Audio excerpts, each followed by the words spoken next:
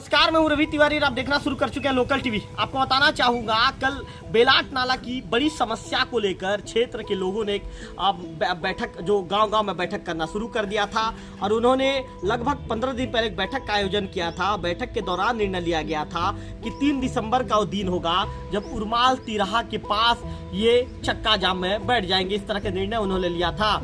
निर्णय के दौरान आज जो प्रशासन के जो अधिकारी हैं, तहसीलदार चितेश देवांगन सर के साथ, थाना प्रभारी देवभोग के जो गौतम गावड़े साहब के साथ आज बैठक हुई है। बैठक में दयाराम बीसी जो पूर्व सरपंच हैं, नवीन सुगलीभाटा पंचायत के चंदन सोनी जी हैं, परमेश्वर ध्रुवा जी हैं, कार्तिक यादव जी हैं जो कोसमकानी के सरपंच हैं, चारों की बैठक हुई है।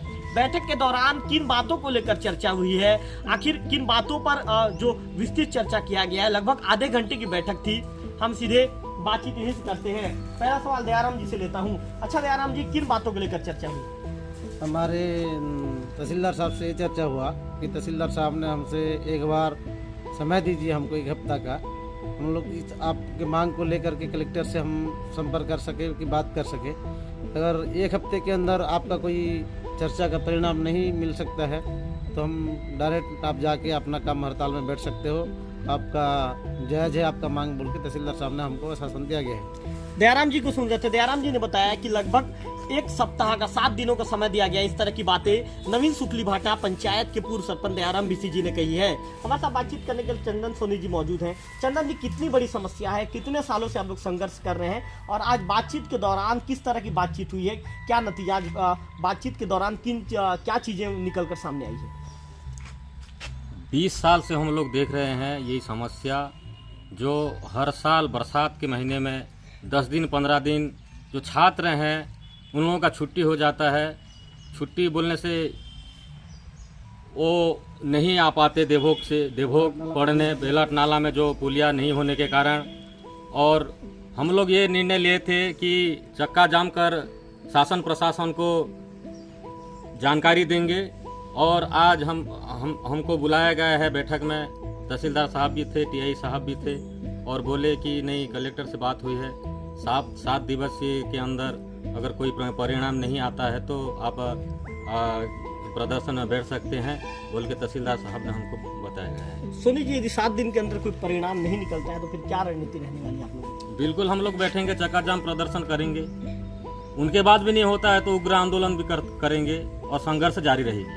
चंदन सोनी जी को सुन रहे थे। इनका कहना है कि 7 दिनों के अंदर कोई परिणाम नहीं निकलता है तो सड़क पर बैठकर चक्का जाम करेंगे, इस तरह की बातें कही और उग्र आंदोलन करने की बात चंदन सोनी जी के द्वारा कही गई है। परमेश्वर ध्रुवा जी मौजूद हैं। अच्छा परमेश्वर जी, बताइए, आज जो बातचीत हुई है, बातचीत को लेकर आप कितने गाँव के लोगों के साथ आप लोग बैठक कर चुके थे? कितने गाँव के लोग इस प्रदर्शन में शामिल होने वाले थे? सबसे पहले लोकल टीवी को धन्यवाद। हमने पुराना बाजार, शनिवार बाजार, पूर्णा पानी हाट, वहाँ पर बैठक चर्चा किया गया। छत्तीसगढ़ गांव जो तिल नदी इस पार, कुमड़ी खुर्द, जाम गांव जो हमारे क्षेत्र आते हैं, तो सबसे यह निर्णय लिया गया कि आज दिनांक 3/12/2024 को धरना प्रदर्शन करके बोलकर हमने चर्चा ली थी और उक्त चर्चा में हमने सबने फैसला भी कर लिया था। और आज हमें तहसीलदार साहब गावड़े जी की मार्गदर्शक पर हमें यहाँ पर समय मांगा गया है जी। 7 दिन के यदि अंदर में हमारी मांगे नहीं पूरी होती है तो पुनः उग्र आंदोलन चालू होगा। परमेश्वर ध्रुवा जी को सुन रहे थे। अंतिम में हम कार्तिक यादव जी से बात कर लेते हैं जो कोसमकानी के सरपंच हैं। कार्तिक जी, कितने गांव के लोगों के साथ आप लोगों की बैठक शुरू हो गई थी? चूँकि आप लोगों ने 15 दिन पहले तय कर दिया था कि 3 दिसंबर का दिन होगा जब आप लोग सड़क पर उतरेंगे, प्रदर्शन करेंगे। कार्तिक जी, कितने गांव के लोगों के साथ बातचीत हो गई थी और कितने गांव के लोग इस प्रदर्शन में कल शामिल होने वाले थे? और आज बातचीत के दौरान आप लोगों ने अधिकारियों के सामने किन बातों को रखा? सोशल मीडिया के तहत तो टोटल 36 गाँव की पता था और हमने गाँव में जाके 15 गाँव ऐसे होंगे जहाँ पे हमारे चंदन मामा लोग भी गए थे वहाँ और गाँव से बात भी हुआ था जी। और यहाँ पे बैठक में अपनी तहसीलदार से बात हुआ था कि आगे कुछ चीज़ पर हम बात कर रखेंगे आपका, अगर वहीं से कोई परिणाम नहीं आता है तो आपको बैठ जाना, हम बोले हमने पोस्टपोन करने के लिए। तो अभी आप लोग स्थगित कर दिया? कितने दिनों के लिए? 7 दिन। 7 दिन के लिए।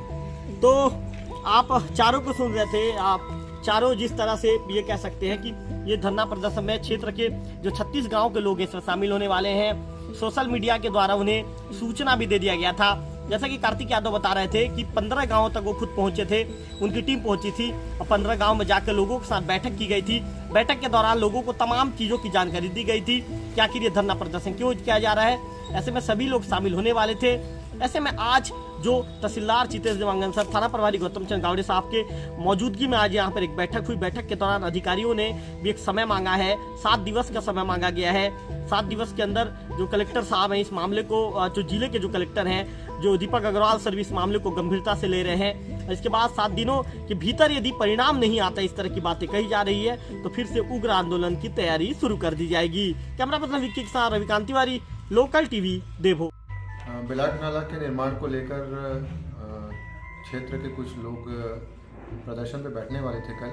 उनको, उनके प्रतिनिधियों को बुलाया गया था थाना में, थाना देवभोग में। उनसे चर्चा किया गया है, उनसे समय की मांग की गई है और उनकी जो बातें हैं उनको उच्च अधिकारियों तक पहुंचाया जाएगा और प्रयास किया जाएगा कि उनकी मांग जायज़ है, उनको सही जगह पे पहुंच जाए और उनकी मांग जो है वो पूर्ण हो सके। इसी के लिए उनसे समय मांगा गया है और उन्होंने समय दिया है। सर कितने दिन का समय मांगा गया है सर उनसे? उन्होंने अभी हफ्ते 10 दिन का समय दिया है और हफ्ते 10 दिन में जो भी प्रगति हो सकेगा उसकी सूचना उनको दी जाएगी।